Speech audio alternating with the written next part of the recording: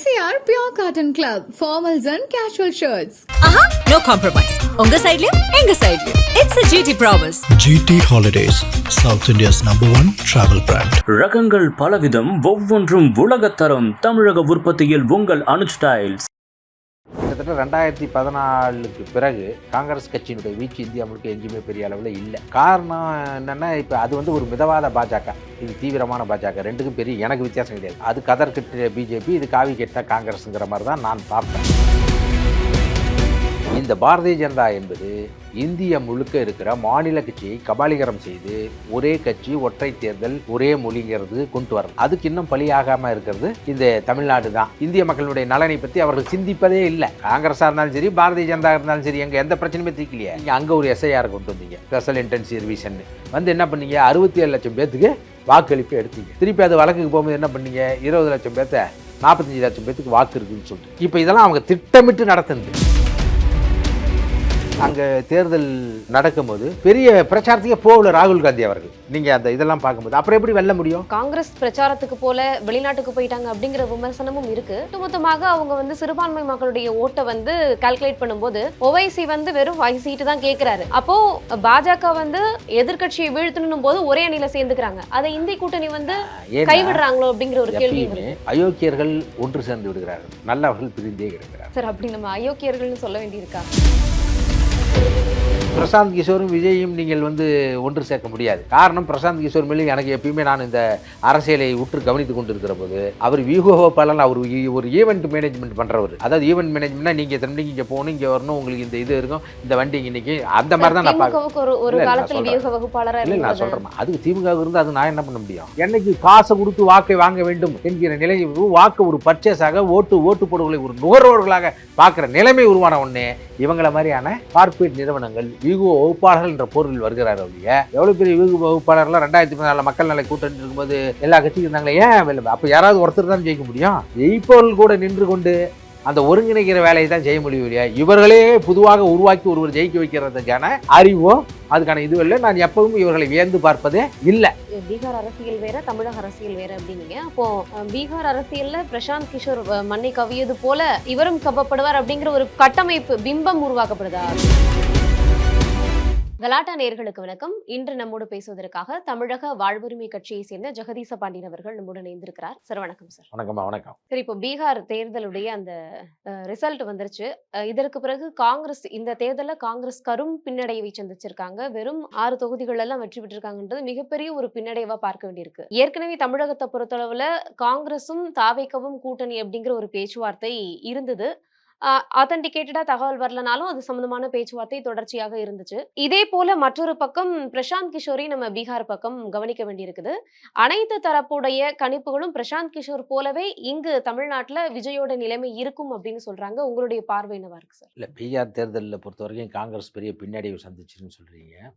வாக்கா பார்த்தா ரொம்ப குறைவாக தான் குறைஞ்சிருக்கு. போன தடவைக்கும் இந்த தடவைக்கும் பார்த்தா 0.77 தான், 1% கூட குறையல. அதே மாதிரி ராஷ்ட்ரிய ஜனதா தளம் பார்த்தீங்கன்னா 23 விழுக்காடு வாக்கு பெற்றிருக்கான். போன தடவைக்கு இருந்தது தான். எப்பயுமே இந்த மத்திய கட்சிகள் இருக்குல்ல, இந்தியா முழுக்க இருக்கிற தேசிய கட்சிகள் அது ஒட்டுண்ணி மாதிரி. அவர்கள் அங்கங்க இருக்கிற மாநில கட்சிகளுடைய முதுகில் ஏறி கொண்டு தான் சவாரி செய்வார்கள் ஒழிய, கிட்டத்தட்ட 2014க்கு பிறகு காங்கிரஸ் கட்சியினுடைய வீச்சு இந்தியா முழுக்க எங்கேயுமே பெரிய அளவில் இல்லை. காரணம் என்னன்னா, இப்ப அங்கிருந்து பல்வேறு கட்சிகள், இப்ப திரிணாமுல் காங்கிரஸ்ல இருக்க மம்தா பானர்ஜி, பெரிய பெரிய ஆட்கள்லாம் அந்த கட்சியிலிருந்து போயிட்டாங்க. காரணம் என்னன்னா, இப்ப அது ஒரு மிதவாத பாஜக, இது தீவிரமான பாஜக, ரெண்டுக்கும் பெரிய எனக்கு வித்தியாசம் கிடையாது.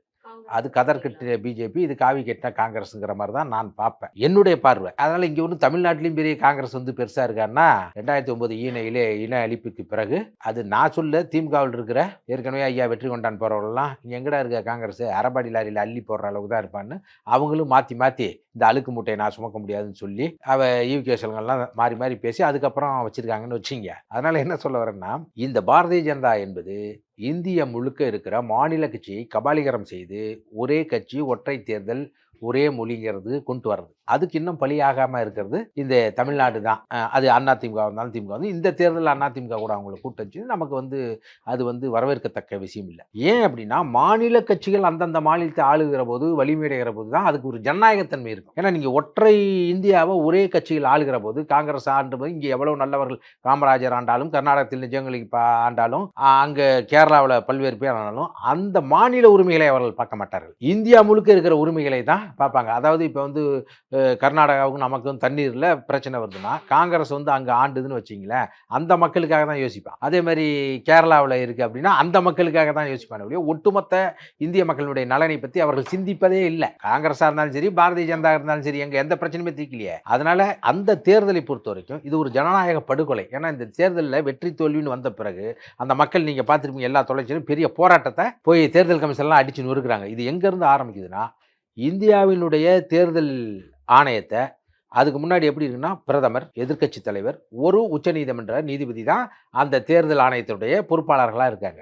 என்னைக்கு இவங்க உச்சநீதிமன்ற நீதிபதியை தூக்கி கொண்டு அது வழக்குக்கு போய் இல்லை அது வந்து ஆளுகிற கேபினெட் அமைச்சராக இருக்கலாம்னு சொல்லுகிற போதே, ஏன்னா நீங்க எப்படி 2 பேரும் ஒரே முடிவு எடுக்கும்போது ஒருத்தர் என்ன பண்ணுவார் எதிர்க்கட்சி தலைவர், அதுக்கப்புறம் வந்து நீங்க அங்க ஒரு எஸ்ஐஆர் கொண்டு வந்தீங்க, ஸ்பெஷல் இன்டென்சிவ் ரிவிஷன் வந்து என்ன பண்ணீங்க 67 லட்சம் பேத்துக்கு வாக்களிப்பு எடுத்தீங்க. திருப்பி அது வழக்குக்கு போகும்போது என்ன பண்ணீங்க 20 லட்சம் பேர்த்த 45 லட்சம் பேத்துக்கு வாக்கு இருக்குன்னு சொல்றேன். இப்போ இதெல்லாம் அவங்க திட்டமிட்டு நடத்துது. பாரதிய ஜனதாவும் நிதிஷ்குமார் வந்து அந்த மண்ணின் மைந்தர், அவர் வெல்றது பிடிக்கதான் அந்த மக்களுடையது. இந்த பாரதிய ஜனதா எப்படி வந்து பீகார்ல இருக்கட்டும், ஒரிசாவில் இருக்கட்டும், இதுல மகாராஷ்டிராவில் எப்படி அந்தந்த கட்சிகளை காலி பண்ணுதோ, இன்னைக்கு வேற வழி இல்லாத அவர்கள் தான் வந்து நிதிஷ்குமாரோட அதிகமான எம்எல்ஏக்களை பெற்றிருந்தால் கூட அந்த மண்ணின் மக்கள் ஒற்றுக்கொள்ள மாட்டார்கள் என்பதாக அவர் முதலமைச்சர் வேட்பாளராக வச்சிருக்காங்க.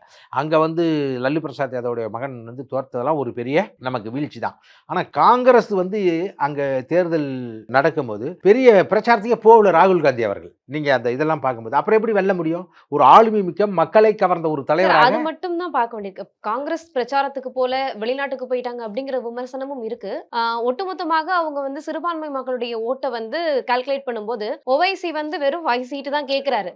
அப்போ பாஜக வந்து எதிர்கட்சியை வீழ்த்தணும் போது ஒரே அணியில சேர்ந்துக்கிறாங்க. அதை இந்திய கூட்டணி வந்து கைவிடுறாங்களோ அப்படிங்கிற ஒரு கேள்வி வருது. அயோக்கியர்கள் ஒன்று சேர்ந்து விடுகிறார்கள், நல்லவர்கள் பிரிந்தே கிடைக்கிறார். அதனாலதான் தோக்கம். இல்லைன்னா இந்தியா முழுக்க இருக்க மாநில கட்சிகள் ஒன்று சேர்ந்து நின்னுதுன்னா பாரதிய ஜனதா வென்றிருக்கவே முடியாது. சார் அப்படி நம்ம அயோக்கியர்கள்னு சொல்ல வேண்டியிருக்கா? நான் வந்து அவங்களை அயோக்கியன்னு சொல்லணுமா? உலக நடப்ப சொன்ன அயோக்கியர்கள் ஒன்று சேர்ந்து விடுகிறார்கள் எளிதில், நல்லவர்கள் பிரிந்தே கிடக்கிறான்னு சொன்ன இதில் யார் அயோக்கியர் நல்லவர்னு பாக்குறவங்க தான் முடிவு எடுக்கணும். நான் பிஜேபி அயோக்கியர்கள் காங்கிரஸ் அயோக்கியர்கள் சொல்ல வரல, தெளிவுபடுத்திட்டா நல்லது. ஆமா ஆமா ஆமா. என்ன அது மாதிரி நீங்க இவங்க இன்றைக்கு பாரதிய ஜனதா இருக்கிற இந்தியா முழுக்க இன்னைக்கு பிரதமர் இருக்கும்போது பார்க்கும்போது அவரை வேண்டாம் என்று போட்ட வாக்கு தான் அதிகம். அப்ப காங்கிரஸுக்கு என்று இன்னைக்கு இந்தியா முழுக்க ஒரு பெரிய காரணம் என்னன்னா லல்லு பிரசாத் யாதவே அங்க சிறுபான்மை மக்களுடைய உரிமையை பாதுகாத்த ஒரு பெரிய போராளி தான் என்ன பொறுத்த வரைக்கும். ஏன்னா நீங்க வந்து பசுமாட்டை தூக்கிட்டு வரும்போது எருமாட்டு பாலை நாங்க கொண்டு வந்து வச்சுவோம். மக்களுக்கு வந்து சிறுபான்மை மக்களுக்கும் பிற்படுத்தப்பட்டவர் மிகவும் பிற்படுத்தப்பட்டவருக்கான முதலில் இடஒதுக்கீடு கொடுத்த ஒரு மாநிலம் வட இந்தியாவிலிருந்து பீகார் தான். இந்த மாதிரி எண்ணற்ற வரலாறு அவங்களுக்கு இருக்குது. அது தோத்து போனது நமக்கு பெரிய வருத்தம் தான். காங்கிரஸ் தோத்து போனதில் எனக்கு ஒன்றும் பெரிய தலை, அதுக்கான உழைப்பும் இல்லை, மனங்கவர்ந்த தலைவராக ராகுல் காந்தியும் இல்லை. இப்போ நீங்கள் தமிழ்நாட்டில் காங்கிரஸ் வந்து தனியாக இருந்தால் வந்துருமா? 3 விழுக்காடுக்கு கீழே தான் ஓட்டே போகும். ஆனால் அன்றைய காலத்தில் சுதந்திர போராட்ட காலத்தில் எண்ணற்ற தியாகம் செய்ததாக சுதந்திர போராட்ட காலத்தில் இருந்தால் கூட அதுக்கப்புறம் அவர் அந்த மக்களுக்கு எதிரான விஷயங்களை செய்து இன்னைக்கு எங்களுக்கு ஒரு பிரச்சனைக்கு பஞ்சாப்ல காங்கிரஸ் ஜெயிக்க முடியுமா? வெஸ்ட் பெங்கால் என்ன பண்றீங்க? அங்கே போய் அந்த அம்மா கூட அது மக்களுக்கு அவர் தான் ஒரு முதல்வராக எளிமையான மக்களோடு வேலை செய்கிற போது நீங்கள் அவங்க ஆதரிக்க உங்களுக்கு பிஜேபியிலிருந்து அப்புறப்படுத்தி சிறுபான்மை மக்கள் மத சிறுபான்மை மக்களை இந்த மண்ணினுடைய மக்களுக்கான உரிமையை மீட்டு கொடுக்க வேண்டும் என்று நீங்கள் நினைத்தால் உங்கள் சில சலுகைகளை விட்டு கொடுத்து நீங்கள் கூட்டணியில் அவங்களோட இருக்கணுமா இல்லையா? அப்போ நீங்கள் இது பண்ணலன்னா அப்புறம் பிஜேபினா அவன் ஒழுங்காக ஒற்றுமையாக இருக்கான், திட்டமிடுறான், வரான். நீங்கள் அப்படி இல்லை. அதே மாதிரி நீங்கள் வந்து பிரசாந்த் கிஷோரும் விஜயும் நீங்கள் வந்து ஒன்று சேர்க்க முடியாது. காரணம் பிரசாந்த் கிஷோர் மேலே எனக்கு எப்பயுமே நான் இந்த அரசியலை உற்று கவனித்து கொண்டு இருக்கிற போது அவர் வியூகோபாலன், அவர் ஒரு ஈவென்ட் மேனேஜ்மெண்ட் பண்றவர், புரியுதா? அதாவது ஈவென்ட் மேனேஜ்மெண்ட்னா நீங்க தம்பி இங்க போகணும், இங்க வரணும், உங்களுக்கு இந்த இது இருக்கும், இந்த வண்டி இன்னைக்கு அந்த மாதிரி தான் நான் பார்க்கிறேன். ஒரு காலத்துல வியூக வகுப்பாளரா இல்ல நான் சொல்றேன், அதுக்கு திமுக இருந்து அது நான் என்ன பண்ண முடியும்? இல்ல வியூக வகுப்பாளர் அப்படின்னு தானே எல்லாருக்குமே தெரியும். திமுக பிரசாந்த் கிஷோர் என்ற ஒரு நபரை வைக்குவதே பல தேர்தல்ல நீங்க வந்து அவங்க கட்சி ஆரம்பிச்சு 9 ஆண்டுகள்ல 15 சீட் அந்த பிரசாந்த் கிஷோர் எங்கேயும் இல்ல. 2வது தேர்தல் 62 50 பேர் ஜெயிச்சாங்க, எந்த பிரசாந்த் கிஷோரும் இல்ல. 67 ஆட்சியை பிடிச்சாங்க, எந்த பிரசாந்த் கிஷோரும் இல்ல. பாஜகவுக்கும் தேர்தல் வியூகபாலரா இருந்தாரு. அது குஜராத்ல தான் சொல்றேன். இப்ப அவரு இருக்காரா இல்லையே? எப்படி பண்றாங்க? அப்ப வெல்கிற பக்கம் நின்று அது ஒரு காசு செய்கிற வேலையை தான் அவர் செய்யறாதா நான் பாக்குறேன் ஒழிய ஏன் அவர் வந்துருக்க வேண்டியதானே? அவராவது பரவாயில்ல, ஒரு 3.4 விழுக்காடு ஓட்ட முதல் தேர்தலில் வென்றிருக்காருன்னு பார்க்கலாம் இல்லையா? மக்கள் முடிவு செய்து விட்டா எந்த வியூகமும் அங்கே வேலை செய்யாது. இது எப்படி சொல்றது, ஒரு நகாசு வேலை செய்யற வேலை தான் செய்ய முடியும் இல்லையா? தோல்வி நிலையில் இருப்பவரை கொண்டு வந்து அவரால் வெற்றி பெற வைக்கவே முடியாது. அது நல்ல அரசியல் தெரிந்தவர்கள். இன்றைக்கு அரசியல் கட்சிகள் தன்னுடைய கட்சி கொடியையே கையில் ஏந்துவதற்கு கூச்சப்படுகிறது. என்றைக்கு கார்ப்பரேட் நிறுவனம் போய் கொடி நடுவதற்கே ஆளுகள் இருக்கும்போது கொடிக்கும் அவனுக்குமான உறவு போயிடுது. என்னைக்கு காசை கொடுத்து வாக்கை வாங்க வேண்டும் என்கிற நிலை, வாக்கு ஒரு பர்ச்சேஸாக, ஓட்டு போடுகளை ஒரு நுகர்வோர்களாக பார்க்கிற நிலைமை உருவான உடனே இவங்கள மாதிரியான கார்ப்பரேட் நிறுவனங்கள் வீகு வகுப்பாளர்கள் என்ற பொருள் வருகிறார்கள் இல்லையா? எவ்வளவு பெரிய வீகு வகுப்பாளர்லாம் 2014 மக்கள் நல கூட்டணி இருக்கும்போது எல்லா கட்சியும் இருந்தாங்களே, ஏன் அப்ப யாராவது ஒருத்தர் தான் ஜெயிக்க முடியும்? அப்ப இவங்க வேலை எல்லாம் ஈவெண்ட் மேனேஜ்மெண்ட் பண்றதுதான். அது மாதிரி நீங்க விஜயும் நீங்க பிரசாந்த் கிரோதும் விஜய்கிட்ட அவர் தமிழக வெற்றி கழகத்துக்கு நான் இப்போது இல்லைன்னு அவர் ஒரு அறிவிப்பை போட்டு போயிட்டாரு. அவரு இதுதான் மக்கள் செல்வாக்கு அங்க இருக்கும்போது அவங்க நீங்க முடிவு பண்ணிட்டீங்க. அந்தந்த கட்சியில அவங்களுக்கு அரசியல் பெற்ற ஒரு அறிவு இருக்குது. அதனால நீங்க நிறுவனமயப்படுத்தப்பட்ட ஒரு கார்ப்பரேட் நிறுவனத்தால் ஒருவர் வெல்லுவாங்கிறதெல்லாம் இதே முதல்ல இருந்தாரு ஜெகன்மோகன் ரெட்டிக்கு. 2வது தேர்தலில் ஏன் தோத்தாங்க? ஏன் அங்க காங்கிரஸ் வந்தது? இவர் சந்திரபாபு நாயுடு வந்தாரு சொல்றேன். அதனால இவருக்கு ஜெயிப்பவர்கள் கூட நின்று கொண்டு அந்த ஒருங்கிணைக்கிற வேலையை தான் செய்ய முடியும் இல்லையா? இவர்களே பொதுவாக உருவாக்கி ஒருவர் ஜெயிக்க வைக்கிறதுக்கான அறிவோ அதுக்கான இது இல்லை. நான் எப்பவும் இவர்களை வியந்து பார்ப்பதே இல்லை. தமிழக வெற்றி கழகத்துக்கு என்ன மாதிரியான தாக்கம் இருக்கும் அப்படின்னு நினைக்கிறீங்க சார்? இன்றைக்கு இருக்கிற தமிழகத்தில் இருக்கிற இப்போது இருக்கிற நிலைமையில் திராவிட முன்னேற்ற கழக கூட்டணி தான் வலுவாக இருக்கிறது. காரணம் என்னன்னா, அவங்க யாருமே பிரிஞ்சு போகல. அப்ப மக்கள் அவர்களோடு டைம் இருக்குல்ல சார்? ஆனா அதை சொல்லி இப்போதைக்கு இருக்கிற நிலைமை தான் சொல்கிறோம். நம்ம என்ன ஜோசியர்னா, நம்ம இப்போ இருக்கிற கூட்டணி அந்தந்த கூட்டணியில் இருக்கிற வாக்கு சதவீதம், அதோடு அந்த கூட்டணியில் தமிழக வாழ்வுரிமை கட்சியோ விடுதலை சிறுத்தைகளோ கம்யூனிஸ்டுகளோ இருந்தாலும் மக்களோடு அவர்கள் நிற்கதால் மக்களோடு நெருக்கமாக இருக்காங்க. அப்போ அவங்க கூட்டணியினுடைய வாக்கு சிதறாமல் அவங்களுக்கு இருக்குது. அதிமுகவினுடைய வாக்கு வங்கிகள் இருந்தால் கூட இந்த மண்ணுக்கு ஒவ்வாத பாரதிய ஜனதாவோட நிற்கும் போது அவர்கள் மீது ஒரு மக்களுக்கு இந்த ஒவ்வாமை இருக்கிறது. இதில் தனித்து நிற்கிறாரு. இப்போ தான் முதல்ல கட்சி ஆரம்பித்து நிற்கிறாங்க. அவர்களுடைய எங்கே போனாலும் மக்கள் செல்வாக்கு, இளைஞர்களுடைய செல்வாக்கு இருக்குது.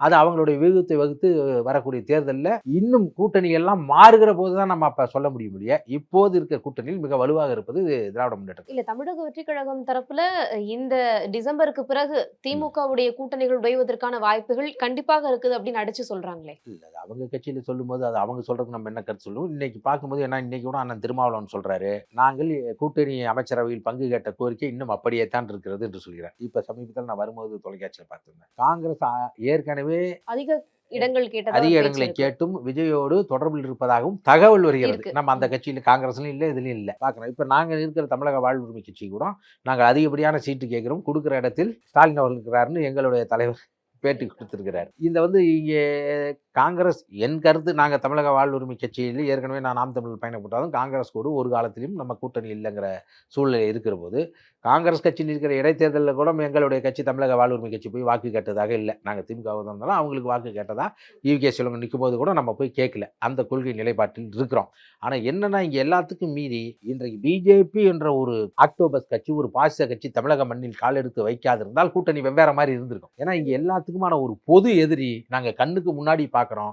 ஒவ்வொரு தேசிய இனங்களினுடைய உரிமைகளையும் அவர்களோட மொழியையும் நிலத்தையும் பறித்து கொண்டிருக்கிற ஒரு கட்சி அன்றைக்கு காங்கிரஸ், இன்றைக்கு பாரதிய ஜனதா. அது மத சிறுபான்மையர், மொழி சிறுபான்மையர் அனைத்தையும் இன்னைக்கு தமிழ்நாட்டில் வேணா நாம் தமிழ் மொழி பேசுறவங்க மொழி பெரும்பான்மையர் இருந்தாலும் இந்திய அளவில் நாங்கள் மொழி சிறுபான்மை. ஒருவேளை அதிமுகவோட பாஜக கூட்டணி வைக்கலனா இந்த திமுக உடைய கூட்டணி இந்த சமயத்துக்கு உடைந்திருக்கான வாய்ப்பு இருக்கு. ஏன்னா இவங்கெல்லாம் அதிக கேட்டுக்கொண்டிருக்கும் போது ஒரு சிலது மக்கள் விரோதமான செயல்கள், பரந்தூர் விமான நிலையம், 8 வழிச்சாலை, எக்ஸ்பிரஸ் வேலை என்பது, ஒப்பந்த தொழிலாளர்களுடைய இது, பல்வேறு மக்கள் விரோதமான விஷயங்களை, சட்ட ஒழுங்கு பிரச்சனை, சில தவறுகள் இருக்கும்போது கம்யூனிஸ்டுகளும் விடுதலை சிறுத்தைகளும் இவர்களை ஆதரிக்க வேண்டிய கட்டாயம். அப்படி என்ன கட்டாயம் இருக்கு சார்? மக்கள் விரோத செயல் நடக்கும் போதும் இதை விட இன்னைக்கு என்னன்னா, இதெல்லாம் உள்ளுக்குள்ள இருந்துகிட்டு நம்மள ஒரு கூட்டணி கட்சியிலாக உரிமையாக கேட்பதற்கு, சரி செய்வதற்கு ஒரு வாய்ப்பு இருக்கிறது. ஆனா பாரதிய ஜனதா இதை விட என்னுடைய, அதான் நான் சொல்லிட்டேன், என்னுடைய மொழியை, நிலத்தை, இனத்தையே அழிக்கிற ஒரு சித்தாந்தத்தை தூக்கி வருகிற போது இது எதிர்ப்பதற்கு இன்றைக்கு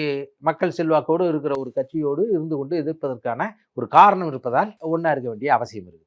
நீங்க ஆல்ரெடி சொன்னீங்க பீகார் அரசியல் வேற, தமிழக அரசியல் வேற அப்படின்னீங்க. அப்போ பீகார் அரசியல்ல பிரசாந்த் கிஷோர் மண்ணை கவ்வியது போல இவரும் கவ்வப்படுவார் அப்படிங்கிற ஒரு கட்டமைப்பு பிம்பம் உருவாக்கப்படுதா இவர் தமிழகத்துல? ஈவென்ட் மேனேஜ்மெண்ட் அங்கே நடத்தி இருந்தார் விஜய் அவர்கள். பிரசாந்த் கிஷோரனுடைய பிரச்சாரம் இது கூட்டத்தையும் பார்க்கும்போது, இவர்கள் நடக்கிற கூட்டமைப்பும் பார்க்கும்போது வச்சு தான் நம்ம அதுதான் சொல்ற ஓட்டா முடியும். மாறாது அப்படின்றது தானே சொல்றாங்க. இல்லைங்க, அது நடக்கும்போது தான் தெரியும். நம்ம வந்து ஜோசியம் சொல்ல முடியாது இல்ல, அது நான் சொல்ல முடியாது இல்ல. நீங்க இப்ப எங்க கட்சி அந்த அளவுக்கு இருக்கு, எங்கள் கூட்டணி எப்படி செய்யுங்கன்னா சொல்லுவேன். இன்னொன்று பிரசாந்த் கிஷோருக்கு இங்கேன்னா, பிரசாந்த் கிஷோர் வந்து அங்க வந்து 3.4 விழுக்காடு தான் வாங்கியிருக்காரு. புரியுதுங்களா?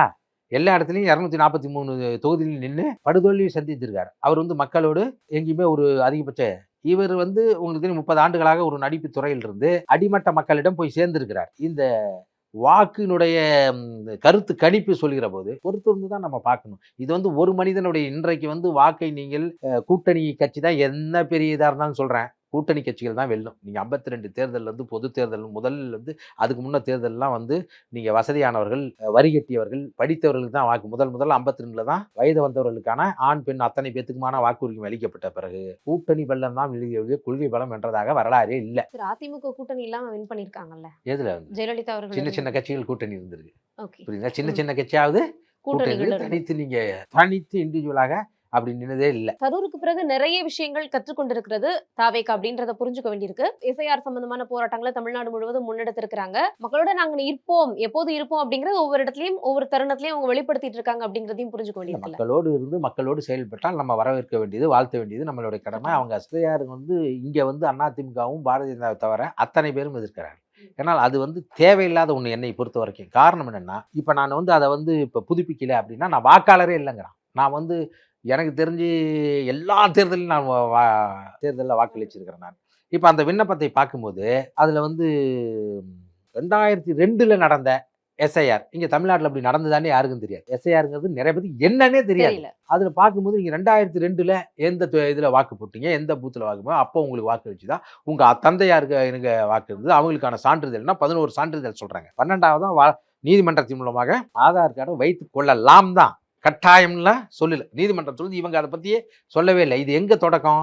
என்னைக்கு நீங்க தேர்தல் ஆணையாளரை உச்சநீதிமன்ற நீதிபதி இல்லாம உங்களுடைய கேபினெட் அமைச்சர் ஒருத்தரை அந்த குழுவில் போட்டிங்களோ அன்னையிலிருந்தே இது சரிவை நோக்கி சென்றுட்டு இருக்குது. அந்த மாதிரி நீங்க அதுவும் பீகாரிலோட தேர்தல் நடந்தபோது பார்த்தா இஸ்லாமியர்கள் அதிகமாக இருக்க பகுதியில் வாக்கு எடுக்கப்பட்டதா அவங்க தரவு சொன்னதுனால தான் அங்க இருக்க மக்கள் அத்தனை பேரும் போய் நீங்க பெரிய போராட்டத்தில் ஈடுபடுறான். அந்த மாதிரி தமிழ்நாட்டில் நடக்கிறதுக்கு வாய்ப்பு குறைவுன்னு நான் என்ன நடக்குதுன்னா, இங்க ஆளுகிற அரசு திமுக இருக்கிறதுனால இங்க வேலை செய்யறவங்கலாம் மாநில அதிகாரிகளா மாநில இருக்கிறதுனால திமுகவும் இதை எதிர்க்கிறாங்க. ஆனா கட்டாயம் எதிர்க்கதான் செய்யறாங்க. ஆனா வந்து ஸ்பெஷல் இன்டென்ஷன் ரிவிஷனுக்கு யாரும் ப்ரொடெஸ்ட் எல்லாம் பண்ணக்கூடாது, எல்லாரும் ஒழுங்கா வேலைக்கு போகணுன்ற அந்த அறிக்கையும் திமுக தரப்புல இருந்து இல்லைங்க. அது ஒரு அரசா இருக்கும்போது நீங்க அப்படிதானே சொல்லணும். நீங்க கட்சியா இருக்கும்போது எதுக்குது, அரசா இருக்கும்போது அந்த ஊழியர்கள் சம்பந்தப்பட்டது. நான் தான் சொல்றேன், மாநில அரசுக்கு எந்த உரிமையும் இல்லை, புல்லு புடுங்குற உரிமை கூட கிடையாது. இது வந்து நான் சொல்லல, ஐயா முதலாக திமுக ஆட்சி செஞ்சு ஐயா அண்ணா அவர்கள் இறந்த பிறகு முதலமைச்சராக பொறுப்பேற்கிற போது செஞ்சார்ஜ் கோட்டையில் இருக்க புல்லை செதுக்க சொல்கிறார் ஐயா